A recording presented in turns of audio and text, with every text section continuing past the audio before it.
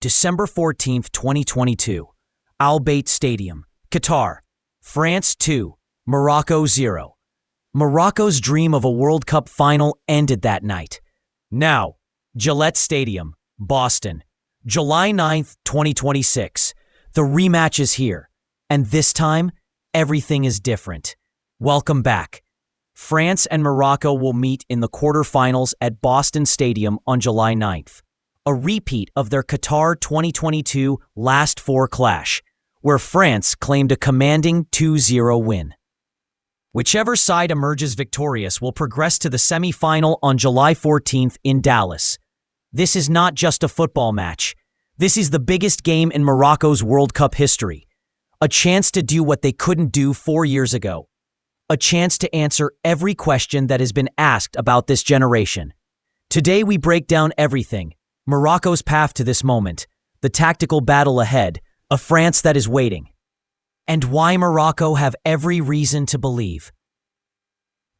Let's remind ourselves how Morocco arrived at this moment.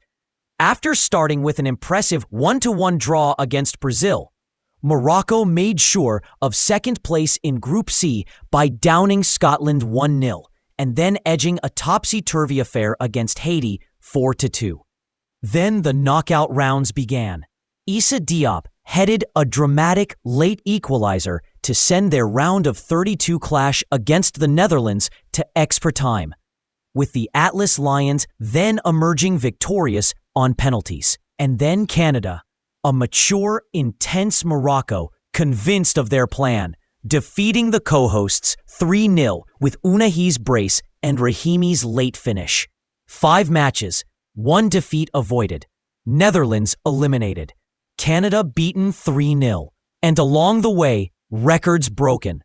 Morocco became the first African nation to reach the quarterfinals in consecutive World Cups.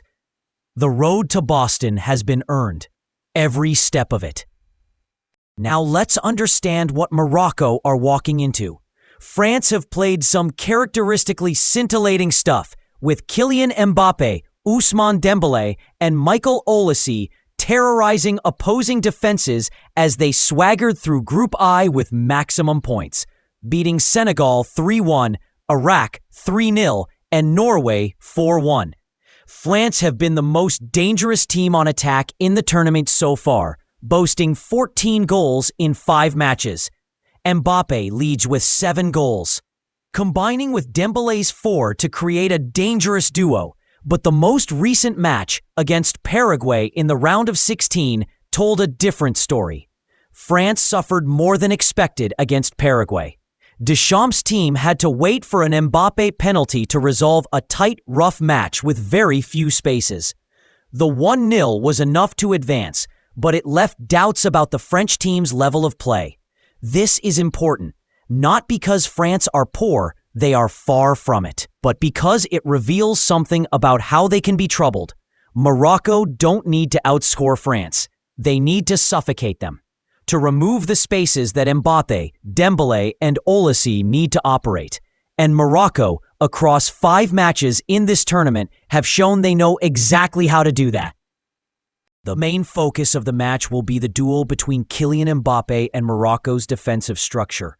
Let's be specific about what Mohamed Wahabi needs to set up. Morocco's defensive system at this World Cup has been built around a compact shape, high pressing when in possession, narrow defensive block when out of it.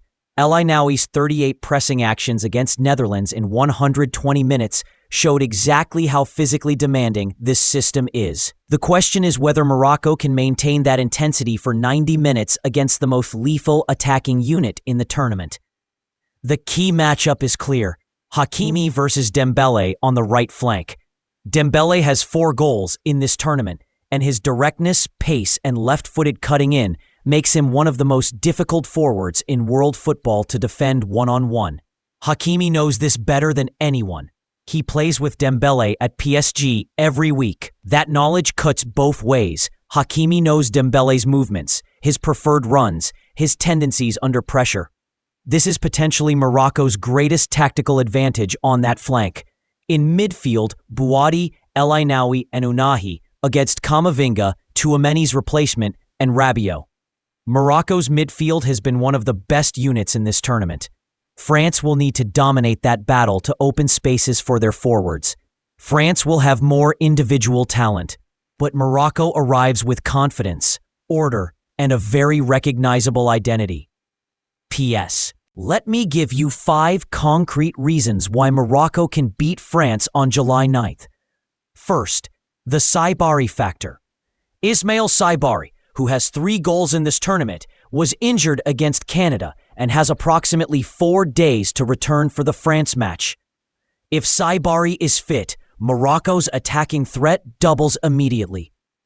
His pace, directness, and finishing ability, the same qualities that made Bayern Munich pay €55 million for him, are exactly what France's high defensive line is vulnerable to. Second, Morocco are battle-hardened. Extra time against Netherlands, a difficult first half against Canada, a draw against Brazil. This team has been tested under pressure repeatedly and passed every test. France, by comparison, have not faced genuine adversity in this tournament until the Paraguay match. Third, Bounou in a penalty shootout. If this goes to penalties, Morocco have already demonstrated, against the Netherlands, that they are the most composed team in this tournament from 12 yards. Bounou's save against Somerville, El Ainaoui's psychological resilience, Saibari's nerve. If France can't win in 90 minutes, Morocco become immediate favorites. Fourth, the Boston factor. Morocco beat Scotland 1-0 at Boston Stadium in the group stage. They know this pitch. They know this atmosphere. They have already won a competitive match at this exact venue in this tournament. Fifth, identity. Morocco can no longer be treated as a surprise. Their semi-final in Qatar 2022 opened a new era. But their performance in this World Cup confirms that team was not a competitive accident. France know this better than anyone.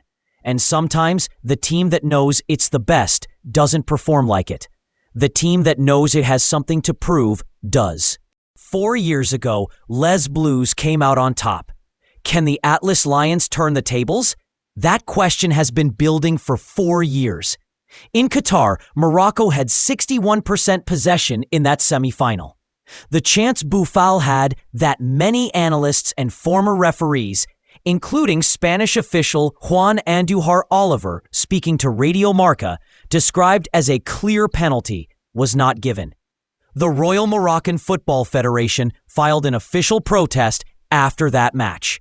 Morocco didn't lose that semi-final because France were simply better.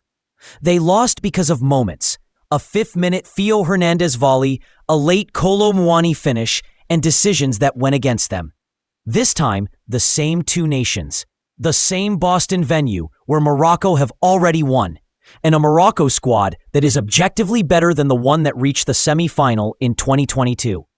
The FIFA website itself acknowledged this. The Morocco of 2026 now seeks more possession and imposes their style. A different team from the one France faced in Qatar. France beat a Morocco that was defending their semi-final spot. On July 9th, they face a Morocco that is hunting a World Cup final. The France-Morocco match will also have an emotional and social dimension.